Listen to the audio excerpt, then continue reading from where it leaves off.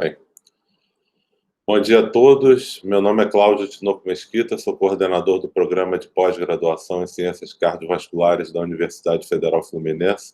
É uma alegria tê-los aqui. A gente está hoje fazendo mais uma live do Programa da Pós-Graduação, com a presença de dois colegas lá do Hospital Universitário Antônio Pedro, da Universidade Federal Fluminense, o Dr. Túlio Possati, que é coordenador do CTI do Hospital Universitário Antônio Pedro, e o professor Ronaldo Gismondi, professor da Clínica Médica, também professor do nosso programa de pós-graduação.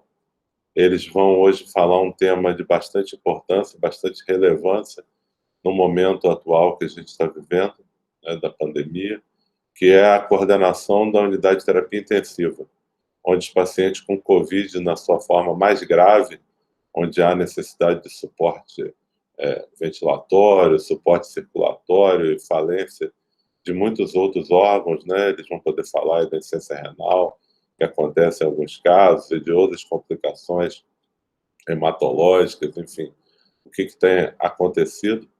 E a gente faz essa apresentação no momento que a gente vê uma nova preocupação, né, nos jornais. Hoje os jornais aqui do Rio de Janeiro apresentam aí um aumento do número de casos novamente da pandemia.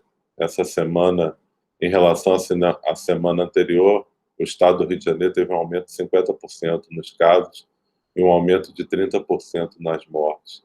A gente que já achava que a situação estava mais sob controle, com as medidas de relaxamento e flexibilização do distanciamento social, há uma nova preocupação com uma segunda onda e o preparo das unidades de terapia intensiva, a capacidade de treinamento das equipes, disponibilidade de materiais, os protocolos, os medicamentos, as pesquisas que estão sendo realizadas. Eu acredito que tudo isso vai poder ser discutido ao longo dessa apresentação. Então, nós vamos agora passar para os nossos colegas. Vou pedir primeiro ao Dr. Túlio Possati que ele faça a sua apresentação inicial, que ele possa falar para a gente da experiência, não só que ele está tendo no Hospital Universitário Antônio Pedro, mas eu também sei que ele é rotina do Hospital da Unimed, na Barra da Tijuca, onde ele atua também numa unidade de terapia intensiva, do que ele tem visto e qual a percepção dele nesses próximos 20 minutos, para depois a gente passar para a apresentação do professor Ronaldo e depois as perguntas. Bom dia, obrigado. Túlio, a palavra está contigo. Bom dia. O áudio está bom? Está excelente, estamos ouvindo muito bem, muito bom. Obrigado, professor. Queria inicialmente agradecer o convite, dizer que eu estou muito honrado de estar participando dessa live. Tive a oportunidade de assistir as outras lives do programa de pós-graduação em Ciências Cardiovasculares da UF, e as aulas têm sido de altíssimo nível, contando com profissionais extremamente capacitados. Sei que a responsabilidade é grande de estar dividindo a palavra com o professor Ronaldo Gismondi, e fico muito feliz em poder compartilhar um pouquinho da minha experiência no enfrentamento da Covid, liderando uma UTI. Eu preparei alguns slides com o intuito de ilustrar mais a apresentação. Deixa eu só abrir aqui.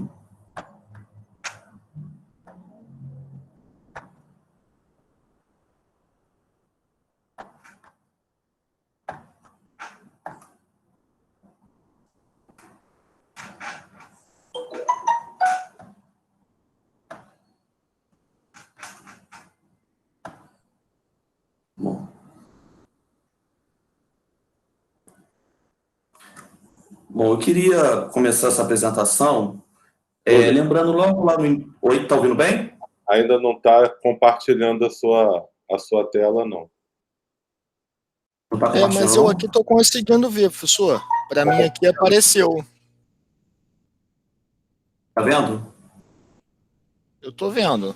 Alguém mais está vendo? Olha lá, a Cíntia também está vendo, professor. Para a gente aqui está aparecendo. Consegui, era por causa do sistema da gravação que estava fixado na tela dele. Obrigado, Túlio, desculpa, pode continuar. Não. Eu vou começar a apresentação lembrando do início da pandemia.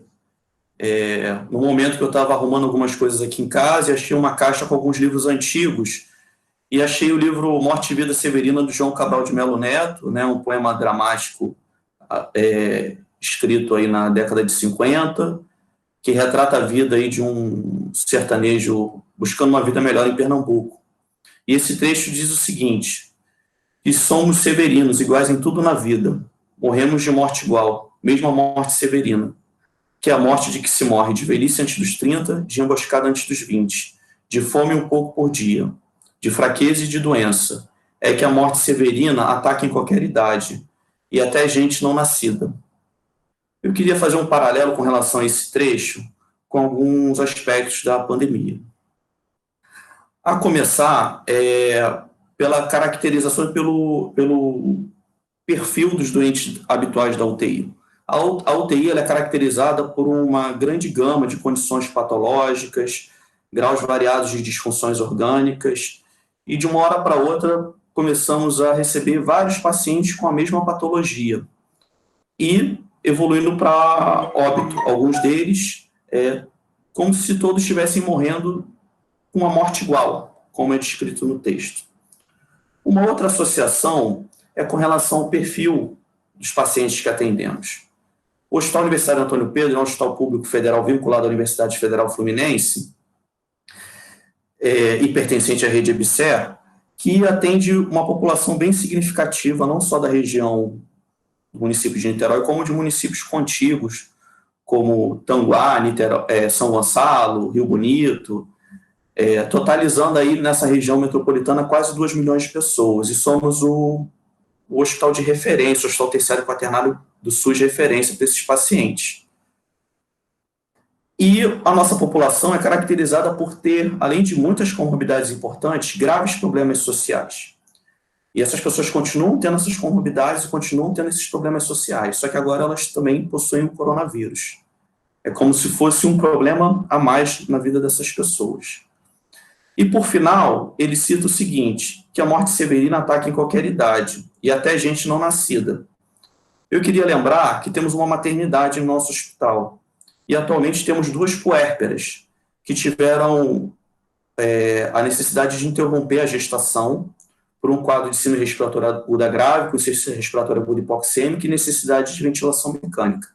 Os bebês estão bem, mas essas mamães elas ainda estão lutando pela vida.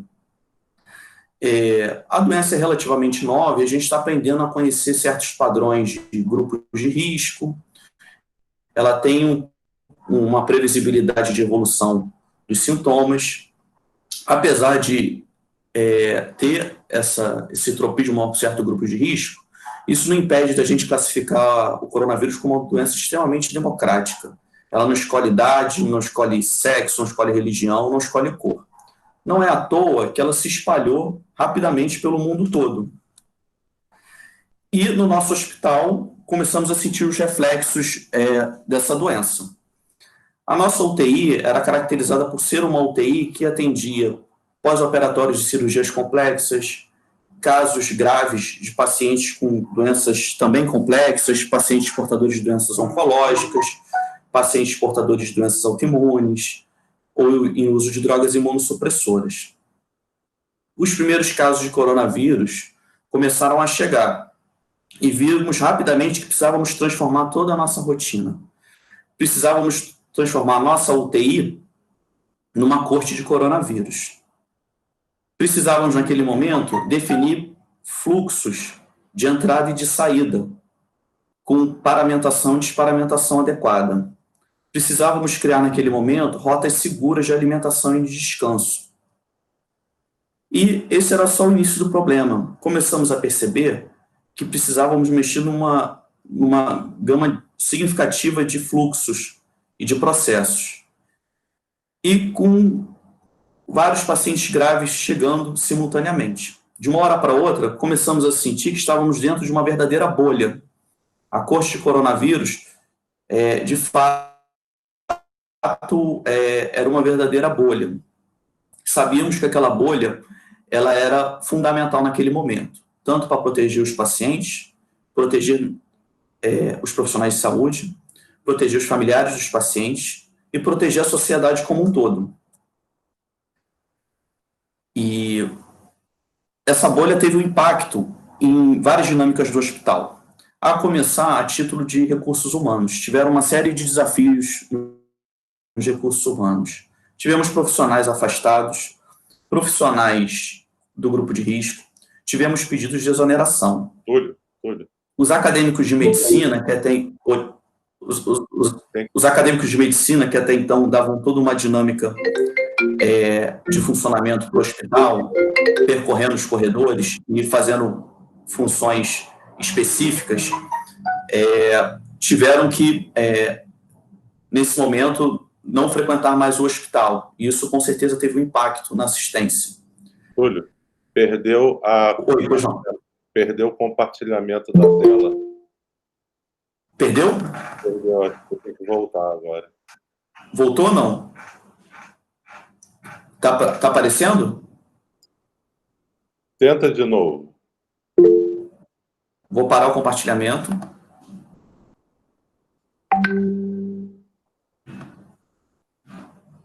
Deixa eu ver aqui.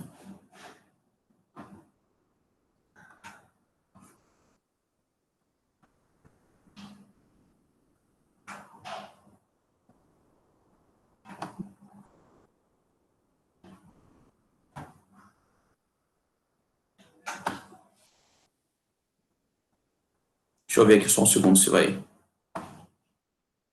Voltou? Voltou.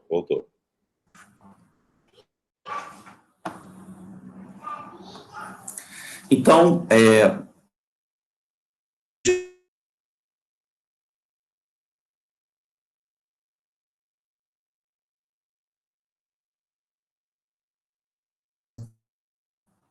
e o afastamento da família. De uma hora para outra, a UTI se tornou um ambiente onde ninguém queria entrar. O medo tomou conta das pessoas e tanto membros da equipe multidisciplinar como pareceristas ficavam com medo de contrair a doença e de uma eventual falta de recursos, de equipamentos de proteção individual. Víamos naquele momento que não íamos conseguir estourar essa bolha com uma simples bolha de sabão. Seria necessário naquele momento conviver com esse isolamento, que sabíamos que teria um impacto importante na assistência dos nossos pacientes, principalmente pelas fragilidades que temos habituais no hospital público universitário. Tivemos que encontrar soluções em diferentes esferas, a começar pela tecnologia de informação, com o desenvolvimento de sistemas que facilitassem a comunicação com outros setores, melhorar, de uma maneira geral, a comunicação entre as pessoas. Os processos de trabalho foram revistos e foi necessário que cada profissional ali dentro da corte adquirisse novas habilidades de trabalho. O médico já não era só mais médico. Ele era médico, mas ele aprendeu um pouquinho sobre a manutenção do aparelho de gasometria. O enfermeiro não era só mais enfermeiro. Ele ajudava na coleta dos exames laboratoriais, na realização dos exames de imagem e também supria a falta da família dentro da unidade. O fisioterapeuta não era só mais fisioterapeuta. Ele era fisioterapeuta, mas ele aprendia também um pouquinho mais de como fazer um ajuste numa impressora. Então, houve um momento que tivemos que pactuar ali dentro e zelar por aquele local, porque sabíamos que éramos essenciais, nossa presença era essencial no contato direto com os pacientes e tínhamos que restringir ao máximo a entrada de outras pessoas e muitas tomadas de decisão poderiam ser solucionadas através de uma boa comunicação. Eu coloco esse gráfico a respeito de algumas soluções de tecnologia de informação. Nosso hospital até então não tinha uma prescrição eletrônica. A tecnologia de informação, junto com a informática, criou o Cisfarmácia. Começaram a proliferar os grupos de WhatsApp, que se tornaram uma ferramenta robusta de comunicação, com compartilhamento de imagem, de texto, áudio e vídeo, facilitando principalmente os profissionais como fonoaudiólogos, nutricionistas, pareceristas de uma maneira geral, para as tomadas de decisão, compartilhamento de arquivos em nuvem, passagem de plantão e transição de cuidado. Sabíamos que não íamos conseguir romper essa bolha nesse momento, mas isso daria uma tolerância à situação que estávamos vivendo. Uma série de desafios se imporam no momento da pandemia na UTI. Um dos desafios que eu gostaria de lembrar é com relação à humanização da UTI. A humanização da UTI é um debate contemporâneo. Fala-se muito a respeito de visita estendida dos familiares, tornar a UTI um ambiente mais acolhedor e menos hostil para o paciente e para as famílias, principalmente os pacientes lúcidos, e de uma hora para outra houve um retrocesso na pandemia. Aos olhos do paciente, o profissional de saúde ele perdeu sua caracterização. Ele não sabia quem era médico, quem era enfermeiro, quem era fisioterapeuta. Para ele, todos estavam ali de óculos, máscara, face shield, com capote impermeável. Os contatos eram somente os contatos essenciais. Diminuiu a aproximação e a relação médico-paciente. O isolamento ele se tornou maior. E acrescentado a isso, a impossibilidade de visitas. Tivemos algumas medidas importantíssimas, que eu considero medidas disruptivas e de grande valor na assistência. Tivemos a iniciativa do ASHOAP, em conjunto com a Psicovida e o grupo de humanização, de visitas na UTI por tablets. Isso, de fato, trouxe uma nova dinâmica ao atendimento e possibilitou uma reaproximação e uma nova onda de humanização na UTI em meio à pandemia. Essa foto é a foto da equipe do grupo de humanização da UTI,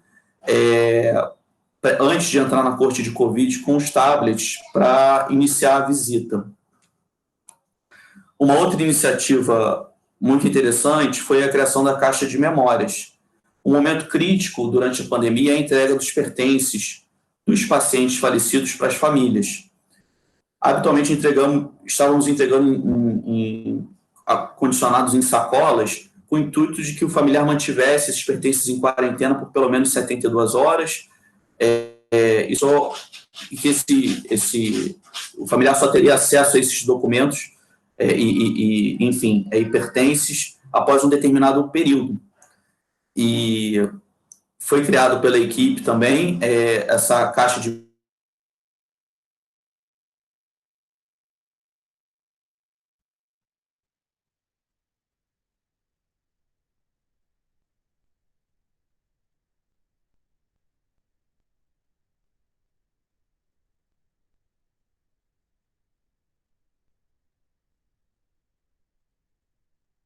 pandemia.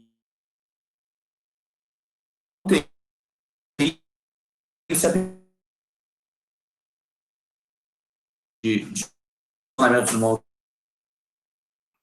Túlio, seu áudio está picotando. Está picotando? Talvez a conexão da internet. Melhorou? Melhorou. Se continuar intermitente, talvez seja melhor você desligar o vídeo e ficar só com áudio por enquanto. Tá. Então, tivemos o papel do intensivista na pandemia, né? Então, a terapia intensiva, ela avançou muito nos últimos anos. Os padrões de requisitos mínimos de funcionamento de uma UTI, isso é discutido na Europa e na Oceania e nos Estados Unidos há mais de 30 anos. Mas no Brasil, por volta desde 2010, houveram regulamentações da Anvisa, como a RDC-7, que começaram a mostrar que para um funcionamento de uma UTI era necessário requisitos mínimos e padrões mínimos. Se fala muito na mídia a respeito de uma falta de ventiladores mecânicos, falta de EPI, mas a gente sabe que isso é apenas a ponta do iceberg. Para o funcionamento de uma UTI é necessário uma série de setores do hospital funcione em sincronia, e se faz necessário atualmente que o médico intensivista ele seja um profissional polivalente. Além dele ser treinado no cuidado do doente crítico, na realização de procedimentos invasivos, manuseio da ventilação mecânica, se faz necessário que ele tenha conhecimento de gestão e que tenha uma interação frequente com a direção do hospital, participando das decisões estratégicas e na elaboração de indicadores de funcionamento global, e que ele atua em sincronia com uma série de outros setores do hospital. Eu poderia citar aqui que a pandemia levou uma sobrecarga ao setor de hotelaria do hospital, não só na relação, com relação à dispensação de roupas hospitalares, como no descarte de resíduos e numa frequência maior de higienização dos setores. Tivemos uma mudança de RH, novos profissionais chegaram, tivemos que reformar os ambientes de apoio com aquisição de mobiliário e auxílio do setor de infraestrutura. Com relação à biossegurança, tivemos que ter uma atenção especial aos equipamentos de proteção individual e proteção coletiva. O médico coordenador da UTI, ele tem que ser uma pessoa com avidez ao trabalho multidisciplinar e liderar e mediar conflitos. São muitos profissionais juntos, de diferentes classes, com diferentes cargas horárias, diferentes dimensionamentos, trabalhando em prol do paciente. E, inevitavelmente, os conflitos surgem, principalmente no ambiente de tanto estresse. Então, é importante liderar a equipe e manter o foco de todos. Eu posso citar também a interface junto à Comissão de Controle de Infecção Hospitalar, com o intuito de prevenção de infecções relacionadas à assistência e saúde, gerenciamento de riscos e tornar a UTI um local mais seguro. Fora as consultorias junto com o grupo de engenharia clínica, com o intuito de manter o pleno funcionamento dos respiradores, lembrando que para um funcionamento mínimo da UTI, a gente tem que ter respiradores também de backup. Então, eu só fiz assim, alguns comentários a respeito de toda essa dinâmica de funcionamento, acho importante, tendo em vista que do que adianta ter o respirador se não temos uma pessoa capacitada a manusear o respirador. E o próprio respirador tem dispositivos como filtros, circuitos, que demandam esterilização, demandam trocas contínuas. Falamos de suprimentos como catéteres, que exigem uma renovação constante, houve um consumo maior pela farmácia hospitalar de bloqueadores neuromusculares e drogas sedativas e aminas, enfim, é uma sobrecarga generalizada, né? Precisamos juntar esforços, fazer com que a UTI funcione com padrões mínimos de qualidade e garantindo uma assistência adequada em meio a uma pandemia que leva à exaustão de todo o sistema de saúde. Aí segue um gráfico com relação às infecções relacionadas à assistência em saúde. Tivemos um aumento, um pico em relação à nossa média histórica de pneumonia associada à ventilação mecânica e de infecção de corrente sanguínea relacionada a catéter. Isso muito está relacionado à gravidade dos nossos pacientes e o tempo de ventilação mecânica. Obviamente, vemos também que temos muita oportunidade de melhoria e que nossos números ainda estão aquém do ideal. Mas vislumbramos aí muitas possibilidades de aprendizado e melhoria. Eu quero compartilhar algumas fotos feitas pelo Ari Bassós, que é um cirurgião do nosso hospital. Essas fotos foram publicadas na National Geographic. À esquerda temos o Dr. Celso Homero, um profissional experiente da nossa UTI, extremamente comprometido e está fazendo um papel importantíssimo na condução dos pacientes com coronavírus na nossa unidade. A foto da direita é uma foto muito simbólica para mim, eu acho que eu posso falar muita coisa dessa foto.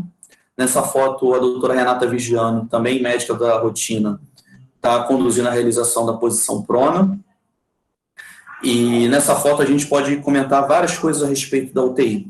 Quando eu vejo essa foto, eu penso em trabalho em equipe, em trabalho multidisciplinar. Temos um médico na cabeceira segurando o tubo orotraqueal. À direita temos um enfermeiro com um técnico de enfermagem. À esquerda um fisioterapeuta com outro técnico de enfermagem. E uma sexta pessoa de fora elaborando um checklist. Quando eu vejo essa foto, eu penso em segurança do paciente, eu penso em checklist aos moldes da aviação civil. E lembro que a UTI é um ambiente estressante de trabalho e a elaboração de checklists torna o ambiente mais seguro. Quando eu vejo essa foto, eu penso em SUS. Eu penso em SUS porque a posição prona é uma posição estudada desde a década de 70, mas ganhou um protagonismo maior nos últimos anos e é uma conduta custo-efetiva. A gente não está falando de nenhum medicamento novo, a gente não está falando de incorporação de nenhuma tecnologia cara, a gente está falando de uma conduta que basta o treinamento de equipe para ser realizada. E a gente está falando de ciência, porque essa conduta ela muda desfecho. Tiveram estudos recentes que foram positivos na SARA grave, lembrando que nem todo paciente com coronavírus de forma grave faz SARA e nem todos se beneficiam de posição prona, mas que alguns estudos mostraram que ela muda desfecho. Então, essa foto ela é muito simbólica e mostra muito do dia a dia da UTI. Essa posição prona está sendo realizada na técnica do envelopamento, que foi um padrão que tem sido utilizado atualmente para realizar de maneira mais segura. A próxima foto, temos o Dr. Fúlvio. O Dr. Fúlvio já foi chefe da nossa UTI, ele está atendendo um paciente em posição pronativa, tem um racional fisiológico bacana, a gente via claramente que a gente conseguia reduzir a quantidade de oxigênio ofertado para os pacientes que toleravam ficar nessa posição. E a próxima foto mostra uma técnica de enfermagem devidamente paramentada com um aparelho de hemodiálise ao fundo, situação que se tornou corriqueira na UTI. Muitos pacientes precisaram de hemodiálise, principalmente os que evoluíram para insuficiência respiratória. Esse time é o time que a gente chama carinhosamente de time de resposta rápida. Temos a doutora Flávia, a doutora Rosa e o doutor Jairo. São médicos do grupo de risco que estão afastados, estão impossibilitados de permanecerem na linha de frente, mas, ao mesmo tempo, estão fazendo um trabalho de grande valor. Estão trabalhando de domingo a domingo, acolhendo as famílias, passando as informações, rechecando informações e dados dos casos clínicos, e estão fazendo essa interface com todos os familiares. Tem sido importantíssimo o trabalho deles, e eles estão se reinventando nessa fase profissional. São médicos extremamente experientes, estão nos ajudando muito. Para finalizar, eu queria dizer que essa pandemia ela vai seguir um curso. Talvez não seja necessário, em um determinado momento, mantermos uma corte de coronavírus. Talvez as coisas voltem ao que era antes e vamos sair dessa verdadeira bolha que se formou. Mas, ao mesmo tempo, temos que saber que não podemos cair em novas armadilhas e entrar dentro de novas bolhas. Temos que valorizar muito a relação humana na sua essência. A UTI é um ambiente que ele tem se caracterizado muito por incorporação de tecnologias, mas o trabalho humano ele é fundamental. Vamos seguir em frente, guardando os bons aprendizados e os aprendizados também negativos que tivemos durante essa pandemia, mas muita coisa vai incorporar no nosso serviço em busca de uma excelência na qualidade e um melhor atendimento. Excelente, Túlio. Muito boa a sua apresentação, emocionante, principalmente essa parte da humanização. Várias perguntas aqui já chegaram no chat, principalmente da caixa de memórias. A gente vai voltar isso aí no debate. Muita gente perguntando sobre isso, realmente despertando bastante interesse. Agora a gente vai passar para a apresentação do professor Ronaldo Gismonti. Ele vai falar para a gente a experiência dele como coordenador da unidade de terapia intensiva de um hospital de campanha. Então, até para ele falar um pouco para a gente o que são esses hospitais de campanha, qual o sentido disso e a perspectiva dele nos próximos 20, 25 minutos, para a gente, no final, ter um tempo para conversar aí com as pessoas e as perguntas delas. Obrigado, professor Ronaldo. Legal, obrigado, professor Cláudio, pelo convite. Túlio, muito legal a sua apresentação. Acho que, sei lá, na Unimed trabalha com um amigão meu, Simvulides, foi da minha turma, o Luiz Fernando, gente boa. E aí, o que eu queria conversar com vocês? Depois, Túlio, se puder, manda um link para eles da reportagem do RJTV, bota aqui no chat. Foi uma reportagem muito bonita que saiu sobre o CTI do Antônio Pedro, falou, acho que é bacana as pessoas assistirem, falando muito desse contato com a família, do dia a dia do profissional. Não foi isso? Tá certo? Vou procurar aqui, vou colocar. Eu acho que é legal, porque ficou realmente uma coisa muito bacana, só tá no Fantástico depois, né? Então, muito Sim. legal. Bom, o que acontece? Os hospitais de campanha, eles são hospitais montados com estrutura temporária para atender pandemias. Originalmente, os hospitais de campanha deveriam ser hospitais de rápido atendimento e triagem, e mandando para os hospitais oficiais, os de tijolo, os casos de alta complexidade. Mas sabe-se lá o porquê? a lógica agora foi invertida. A gente já tinha bastante UPA, então as UPAs fazem essa triagem e o atendimento inicial, e o hospital de campanha teve que se inventar para fazer um atendimento de alta complexidade. Então, os hospitais de campanha são eminentemente hospitais com grandes unidades de terapia intensiva e grandes enfermarias. Temos 4 hospitais, um administrado pela Prefeitura, o Rio Centro, um administrado pelo Estado, que saiu aquelas notícias todas, que é o Maracanã, é essa mesma administração que ainda vai entregar São Gonçalo, Baixada, Cantagalo e Campos, e tem 2 administrados pela Rede D'Or, o Parque dos Atletas na Barra e o Lagoa Barra, que a gente chama de Leblon, carinhosamente. É nesse Leblon que eu estou. Ele foi o primeiro hospital a ser inaugurado, a gente inaugurou ele no dia 25 de abril. Na época, a gente teve que antecipar em uma semana a abertura, porque tinha uma fila de mais de 1.000 pessoas e uma grande pressão para que os hospitais de campanha pudessem abrir e absorver. Haviam vários hospitais do Estado transformados em Covid, então o Pedro Ernesto, o Instituto Estadual do Cérebro, estava tudo transformado em Covid. A rede federal não tinha conseguido, no Rio, tá? Não é a UF não, no Rio, não tinha conseguido dar suporte, o Fundão não tinha aberto ainda sua ala Covid, depois abriu, e haviam muitas pessoas na fila. E a grande dificuldade que a gente teve na época era você montar um hospital de alta complexidade do zero, né? Porque, como o Túlio falou para vocês, a terapia intensiva, ela exige muito mais do que EPI, né? Você tem a questão da ventilação mecânica, os cuidados todos de enfermagem no leito, prevenção de escada, prevenção de infecção associada à saúde, diálise que esses doentes fazem. Esses doentes, eles ficam em ventilação mecânica prolongada, então eles têm todas aquelas complicações do doente crítico crônico, questão aí logística de farmácia, questão estrutural de como você montar, você imaginar cada leito, você fica em média aí com 4 a 8 bombas de infusão, tem que ter tomada para isso tudo, tem que ter gases, então é uma loucura estrutural. E montar isso rapidamente era um grande desafio.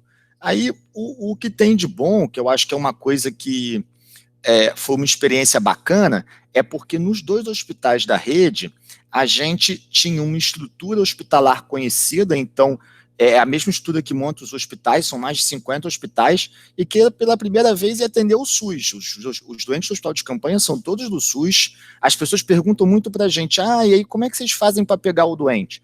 A regulação é estadual. A gente vira para a Secretaria Estadual de Saúde, aqueles CISREG ou SER, que são famosos, né? E fala para eles, eu tenho 20 vagas, e eles mandam os 20 nomes que vêm para a gente. Então, essa oportunidade de você ter uma estrutura robusta para ofertar o SUS foi muito interessante. E ver que dá para dar certo, né? Ver que as coisas teriam como a gente ter uma parceria aí público-privada tranquila para dar certo, porque realmente foi muito bacana. Então eu separei aqui alguns slides que falam dessa apresentação, eu vou compartilhar a tela agora com vocês, tá? Para falar um pouquinho dessa experiência nossa.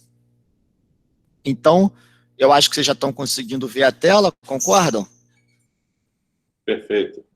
Tá bom. Então, a gente abriu no 25 de abril, esse é o hospital de campanha, o que eu trabalho é o Lagoa Barra, que a gente chama de Leblon, ele fica num terreno cedido do 23º Batalhão de Polícia. É um terreno muito interessante porque ele fica em frente ao SER Leblon, que é como se fosse uma UPA do Leblon, então a gente consegue fazer um jogo muito bom com eles de receber e enviar doente. E o Hospital Municipal Miguel Couto não é o único, mas ficou como uma retaguarda para quando a gente tem um caso que precisa de uma especialidade que a gente não cubra, né? A nossa capacidade são 200 leitos, 100 de terapia intensiva e 100 de enfermaria. E aí a dificuldade foi saber quem ia para a guerra com a gente, né? Então, para 200 leitos, você precisa aí de mais de 1.000 funcionários para isso. Só que a gente tinha que lembrar que mesmo as redes privadas estavam extremamente sobrecarregadas naquela época, né? Os hospitais nossos da rede, por exemplo, eles já estavam com muito mais unidades de terapia intensiva abertas do que o usual e muito mais gente contratada do que a sua equipe usual. Então era difícil achar ainda mais gente para vir trabalhar. Então, a gente fez um recrutamento inicial dos próprios hospitais, os principais hospitais da Zona Sul, Zona Norte e Niterói participaram, os da Zona Oeste foram para o Parque dos Atletas, né, naturalmente, por questões geográficas, tá? E a gente trouxe da rede 86 médicos, isso é 1/3 dos médicos, 90 enfermeiros e técnicos e 32 fisioterapeutas. Trouxemos ainda a equipe de São Paulo, havia alguns hospitais da rede no interior de São Paulo, especialmente o Vivale, no São José dos Campos, que não estavam tão sobrecarregados em atendimento e puderam ajudar a gente mandando equipe. Era uma equipe de alta expertise. E trouxemos para a rotina, ou seja, aquele pessoal que fica no dia a dia, que toma as decisões mais difíceis, quem a gente tinha de mais experiente dos hospitais principais da Zona Sul e da região norte do Niterói. Ainda teve hospitais que não são da rede que ajudaram, a gente recebeu uma rotina do Força Aérea do Galeão, veio um pessoal do Samaritano ajudar a gente, então foi uma parceria muito legal, são 6 terapias intensivas, tá? Trouxemos também rotina para enfermaria, e o Werner, que é o diretor, que aparece à direita do vídeo, ele é o coordenador da residência de medicina de emergência da rede, e ele trouxe os residentes todos dele para cá, que tinham uma expertise boa em procedimento, abordagem inicial do doente grave, ultrassom à beira-leito, para fazer parte da equipe. Isso aí é a foto de algumas estruturas. No alto, à esquerda, vocês conseguem observar aqui a nossa mesa do round, que é como a gente passa um round no CTI 1. Atrás tem um leito, e é uma foto nossa do dia a dia, logo da abertura. Eu estou aqui à direita. Essa equipe que está comigo aqui é a equipe que veio de São Paulo na época. E na época que a gente abriu, em 25 de abril, era o primeiro hospital, tinham 1.000 pessoas na fila, uma pressão enorme para que a gente abrisse, muito grave, muita gente. Então a gente teve que acelerar o passo. Em 10 dias a gente já tinha 100 pacientes, em 16 dias 200, e assim sucessivamente até a marca de 600 pacientes. Essa atualização é da semana passada, a gente agora já passou de 600 pessoas atendidas, e a gente espera até o fim do campanha ter atendido 1.000 pacientes no total. Chegamos a fazer 24 admissões num mesmo dia.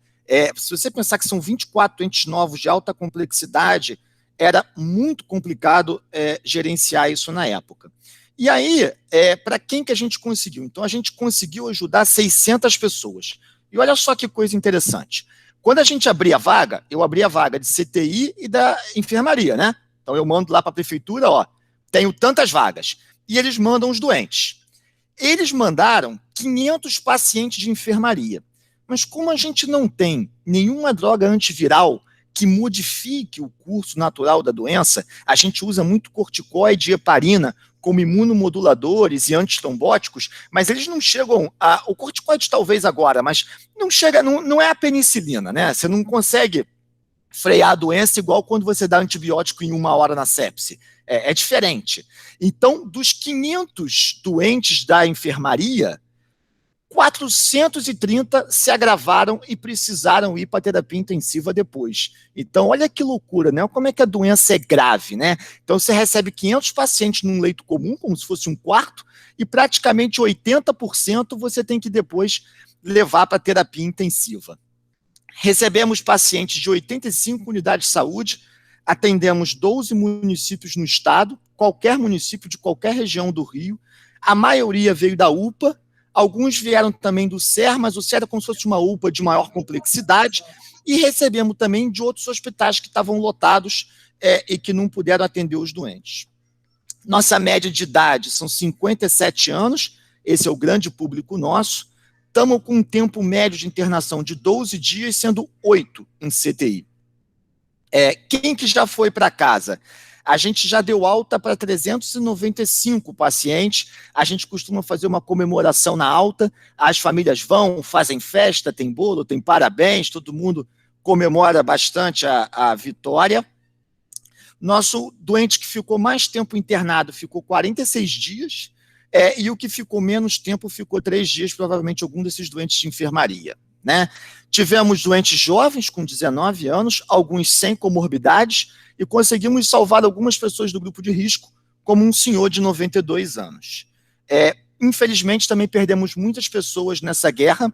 Hoje, a nossa taxa de mortalidade está em torno de 15%. É uma taxa comparada a outros serviços privados de saúde. A gente, infelizmente, teve pacientes que chegaram muito grave do transporte e morreram pouco tempo depois da chegada. Tivemos também doentes que a gente tentou fazer o máximo possível, mas perdeu eles depois de muito tempo. Perdemos jovens, uma moça de 27 anos, foi uma dessas que chegou muito grave no transporte, perdemos também alguns idosos do grupo de risco. Tivemos um total de 175 intubações, 52 extubações, muitas traqueostomias, foram 32 até agora. A taxa de ventilação mecânica era 50%, mas já chegou a 60% em alguns dias. A taxa de uso de PAM veia profunda beira 80%.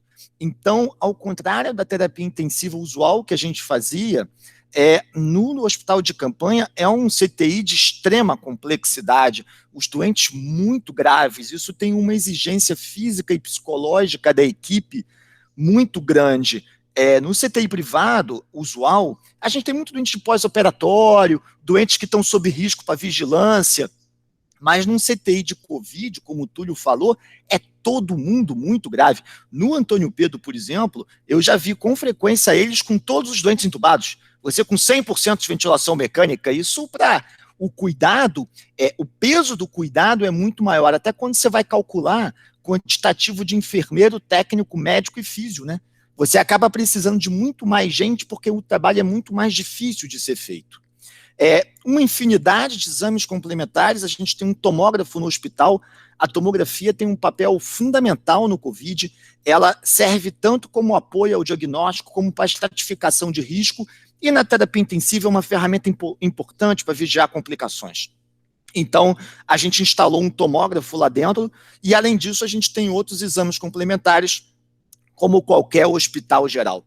Temos suporte para hemodiálise, 40 doentes precisaram de diálise em algum momento, todos doentes agudos, né? E a gente conseguiu, depois de 1 mês e meio, quando os 4 campanhas abriram, a situação que hoje a gente ainda encontra, que é uma fila praticamente zero. Isso não quer dizer que a epidemia está controlada, tá, gente? Não é isso que a gente está falando, pelo contrário. Como o Túlio mesmo falou e o professor Cláudio, a gente está muito preocupado com a reabertura. Só para vocês terem uma ideia, a gente hoje está com a terapia intensiva lotada. A gente tem uma taxa de ocupação de 95% hoje, quando a gente abriu de manhã. Então, apenas porque a gente está com leito em 4 hospitais de campanha para as pessoas que precisam. Mas isso não quer dizer que as pessoas estão deixando de ficar doentes ou que a epidemia acabou. Esse é o contato diretor, que é o Werner, se alguém, enfim, quiser participar, quiser trabalhar lá com a gente, ou quiser falar. E aí a gente tem feito umas coisas legais, esse aspecto da humanização é muito importante, né? Isso foi um norte para a gente sempre nos hospitais de campanha. Então, o que a gente procurou fazer? A gente lá liga todo dia para as famílias e a gente tem a videochamada. Então, as pessoas falam com seus familiares para matar saudade, para dar carinho. E teve algumas situações bacanas. Por exemplo, tinha um doente lá, ele autorizou falar, que ele não acordava. Ele tinha feito já pneumonia de ventilação mecânica, estava traqueostomizado, deprimido, e descobriram que era um tricolor doente. E os rotinas daquele CTI também eram tricolores. Então, o que eles viraram para ele e falaram? Alô, senhor Anselmo, o Fred voltou para o Fluminense. No que eles falaram, o Fred voltou para o Fluminense, o cara acordou. Eu juro, isso não foi brincadeira. E aí, o Fred fez uma videochamada com o seu Anselmo, isso foi matéria do Globo. Depois, a gente com outro paciente, seu Leomar, foi a vez do Ilharão, que ele era flamenguista, os flamenguistas não iam deixar para trás isso, e aí eles fizeram bacana. Então, essas coisas que a gente tem feito, elas são muito importantes porque elas, essa humanização, né, esse aspecto do cuidado com a pessoa, o cuidado com a família, é um norte muito grande. Então, por exemplo, eu, além de coordenar, eu faço a rotina médica, a parte assistencial do CTI 6. Então, quem liga para a família de lá sou eu todo dia. E é interessante esse olhar de como a família vai no dia a dia contigo, né, na expectativa da notícia. Algumas famílias você liga, o telefone nem toca, o cara já atende, ou seja, ele está esperando você ligar naquele horário, fica uma apreensão. Eu costumo, em quem está lúcido, levar o feedback de volta, né? Eu viro para o paciente e falo, olha, Dona Maria, tá bem, mandou um beijo para você, prometeu lua de mel, e esse link é muito legal, além da videochamada que a pessoa faz. A gente agora, com 1 mês e meio, também está com uma experiência muito bacana, que é a recuperação dos doentes crônicos, né? O pessoal que está acamado há muito tempo, que está customizado, com polineuropatia do doente crítico, né? Esse grupo, a gente tem visto ele agora recuperar, e a gente criou lá um solarium, ou seja, tem uma varanda, em que a gente leva eles de cadeira de roda para ver o sol, para ver a luz do dia, aí faz videochamada com a família lá fora, e teve um paciente, esse tricolor, que a gente fez uma coisa legal, era aniversário dele, ele já tinha acordado, porque o Fred falou com ele, e era aniversário dele. Então a gente levou ele para o solário, trouxe a família e todo mundo cantou parabéns para ele lá, para comemorar o aniversário dele. Então, essas são as grandes lições que a gente trouxe. É um momento difícil, a previsão do campanha é ir até agosto, pelo menos, mas eu espero, sinceramente, que a gente possa logo esvaziar e a vida voltar ao normal. Tá bom? Era essa a mensagem, professor. Acho que a gente agora pode abrir uns 10 minutos finais para dúvidas, comentários e todo mundo conversar um pouquinho. Excelente, Ronaldo. Obrigado. Muito boa a sua apresentação, muito boa a apresentação do Túlio. E excelente o trabalho de humanização que vocês estão fazendo, né? Eu acho que é uma das coisas mais difíceis e mais importantes nesse momento.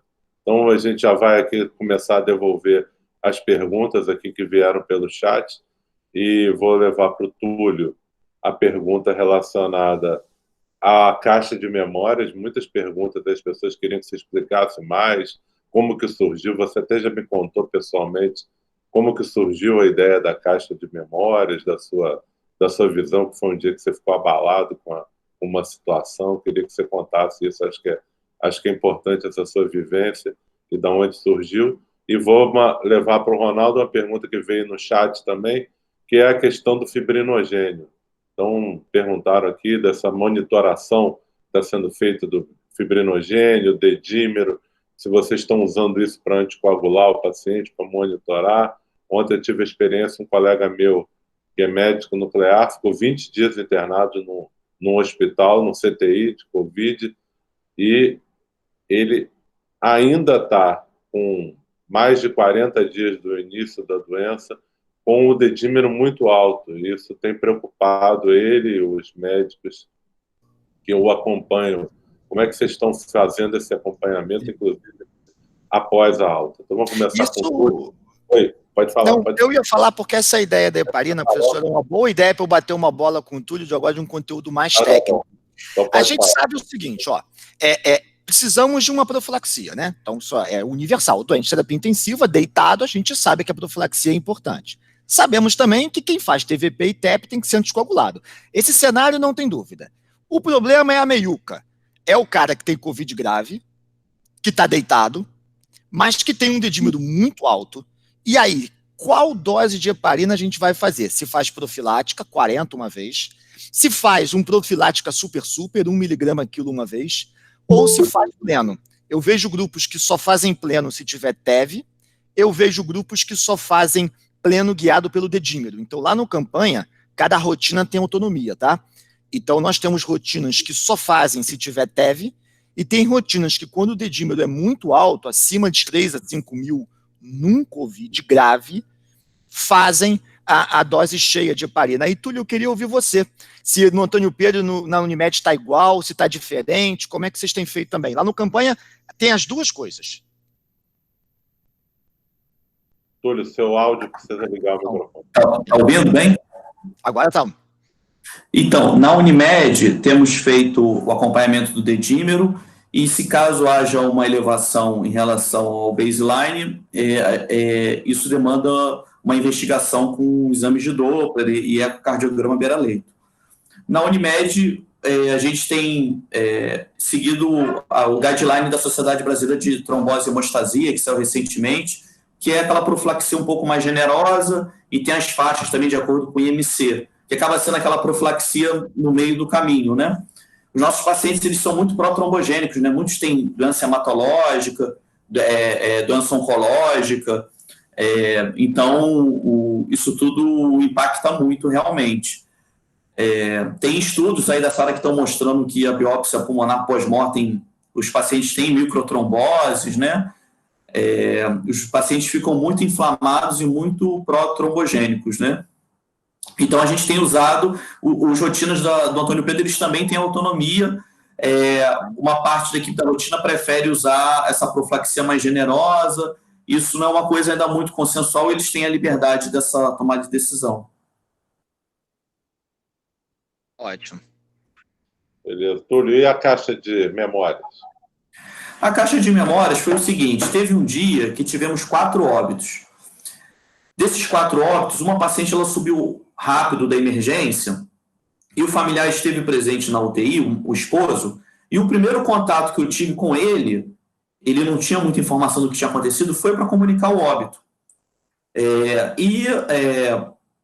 Quando eu comuniquei a notícia, ele não teve nem tempo de absorver a notícia, uma funcionária do nosso setor entregou para ele um pacote contendo os pertences do paciente, com os dizeres como se aquele pacote não pudesse ser aberto naquele momento, que ele teria que esperar, no caso, 72 horas em casa antes de ter acesso às roupas, os anéis, enfim, carteira, tinham alguns pertences dela. Habitualmente, esse fluxo é feito de uma outra maneira. Os pertences normalmente ficam na governança, na zeladoria, e não sobem com o paciente. Como houve um temor generalizado por contaminação, num primeiro momento, durante a pandemia, até a gente teve que condicionar um local específico na UTI para esses pertences antes de eles descerem. E o paciente foi embora levando esses pertences, essa sacola, e aquela imagem me marcou muito.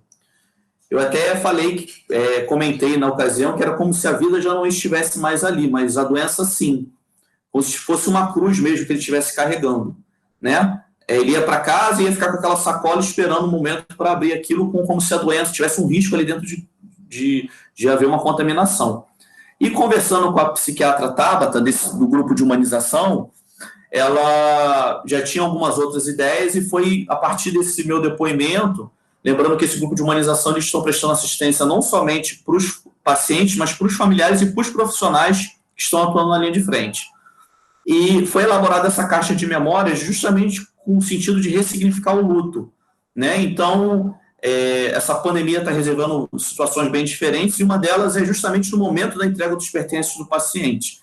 E houve uma maneira de tentar humanizar esse momento, né? Isso é uma coisa muito marcante, realmente, os pacientes, com relação até esse óbito precoce, isso também aconteceu em alguns momentos na nossa UTI. Recebemos pacientes em graus muito avançados de disfunções orgânicas, provenientes da rede, de unidades de pronto atendimento, e evoluíram para óbito antes de 24 horas de permanência na nossa UTI. Pacientes que até era questionável do ponto de vista de transporte, de realizar um transporte seguro. Enfim, são situações aí da pandemia que a gente está aprendendo a conviver. Excelente. Uma outra pergunta aqui que foi feita, acho que o Ronaldo já respondeu, né, privado aqui no chat, mas é uma pergunta interessante. O que vocês estão fazendo de medicamento específico contra o Covid? Vocês têm usado antirretroviral, têm usado ivermectina, têm usado hidroxicloroquina? O que vocês têm feito e a opinião de vocês para onde que vai caminhar esse tratamento específico contra a Covid? Quer falar, Ronaldo, primeiro? Não, eu acabei respondendo ali. Então, no início, em abril, a gente tinha ainda uma animação com a hidroxicloroquina, né?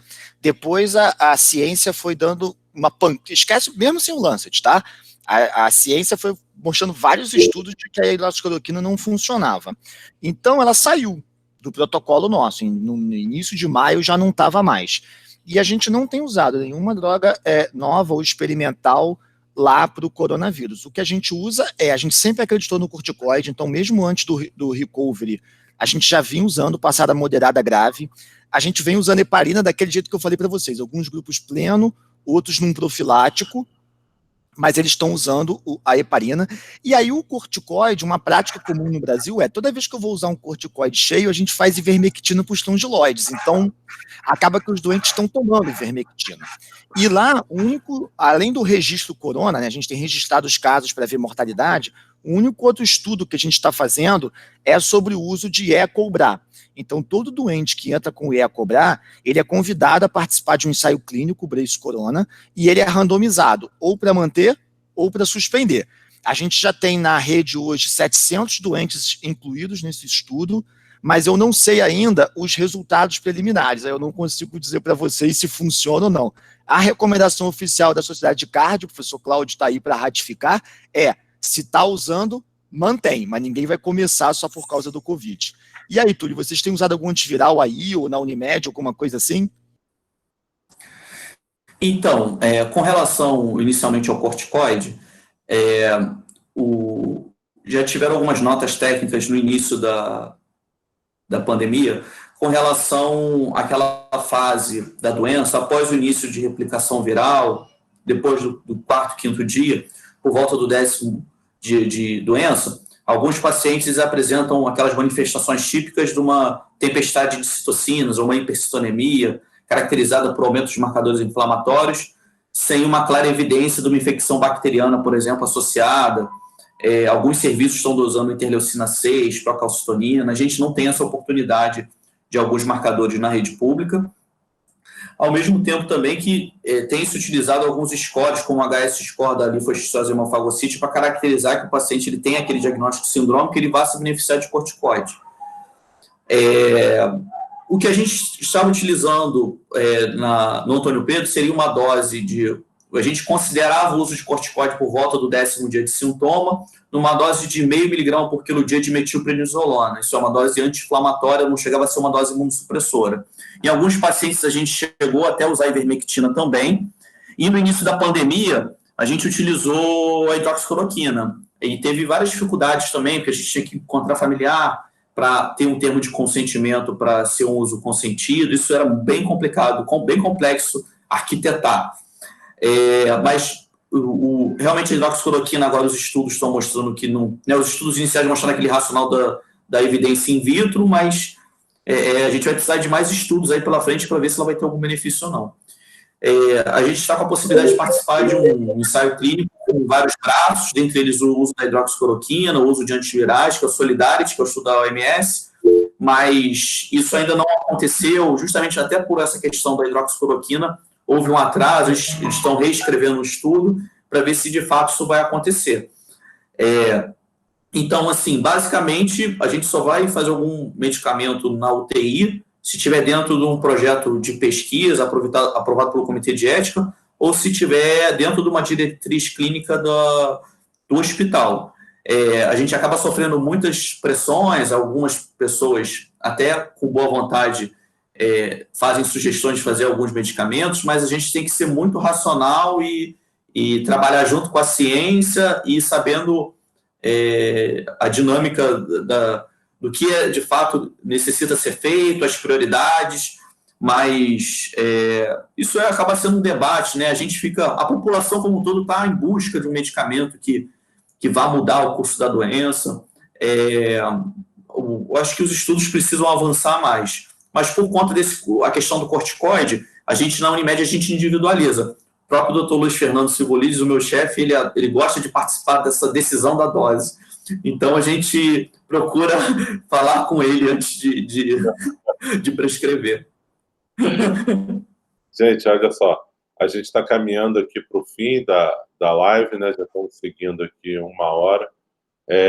A gente sempre, no final dessas lives da pandemia, tem pedido para as pessoas que dão a apresentação falarem uma palavra para os profissionais que estão na linha de frente. Realmente, essa live, eu vi vários profissionais aí que estão atuando agora na linha de frente, o pessoal aí da terapia intensiva do Antônio Pedro, aí, Tereza Abraão, outros aí que entraram.